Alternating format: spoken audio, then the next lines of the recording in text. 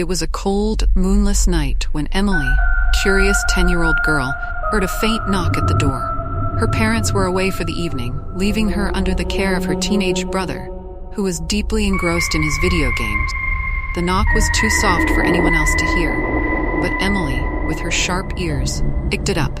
She tiptoed to the door, wondering who could be visiting so late. As she opened the door, the chill of the night air made her shiver. There was no one outside, only a small, old-fashioned doll sitting on the doorstep. The doll had porcelain skin, glossy black curls, and eyes that seemed too real.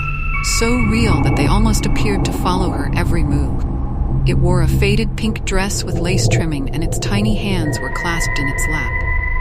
Emily hesitated, but eventually picked up the doll, feeling its cold surface against her warm hands. She had always loved dolls, but there was something different about this one. Something unsettling. Nevertheless, she brought it inside, thinking it might have been left as a gift. As she set the doll on the living room shelf, she couldn't shake the feeling that its eyes were watching her. Trying to ignore the creeping unease, Emily returned to her room. Sleep eluded her. Every creak of the house, every gust of wind, seemed amplified in the silence. Suddenly, she heard a faint whisper, a voice so soft it was barely more than a breath. Emily? Alt. Her heart raced as she sat up in bed, her eyes darting around the dark room. There was nothing there. She told herself it was just her imagination, but the voice came again, this time louder. Emily, come play with me. Terrified, she ran to her brother's room, but he was fast asleep, headphones on, oblivious to her panic. The voice was now echoing through the house, repeating her name over and over. Emily knew it was the doll. She could feel it. Gathering all her courage, she crept back to the living room. The doll was no longer on the shelf. Her heart pounded as she frantically searched the room. The doll was nowhere to be found.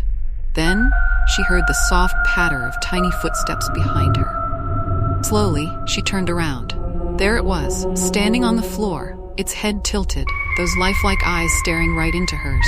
The doll's mouth, which had been closed before, was now slightly open, revealing tiny, sharp teeth. It took a step forward, then another. Play with me, Emily. Forever. Emily backed away, her breath coming in short gasps. She could hear the doll's footsteps getting closer and closer. With no other choice, she grabbed the doll and threw it into the fireplace. The flames roared to life, and for a moment, she thought it was over. But as the doll's body burned, it let out a high-pitched scream, filling the room with an unbearable sound. The doll's eyes melted away, but the scream continued, echoing through the house. Finally, as the doll turned to ashes, the scream stopped, leaving an eerie silence behind. Emily collapsed on the floor, trembling. The nightmare seemed to be over. But as she looked at the fireplace, she noticed something that made her blood run cold. Among the ashes, the doll's tiny hand was still intact, its fingers slowly curling into a fist. From that night on, strange things began happening in the house. Doors would slam on their own, objects would move, and the whispering voice never left. No matter what they did, Emily and her family could never get rid of the doll's lingering presence. And every night, just as she drifted off to sleep, Emily would hear it. Come play with me, Emily. Forever.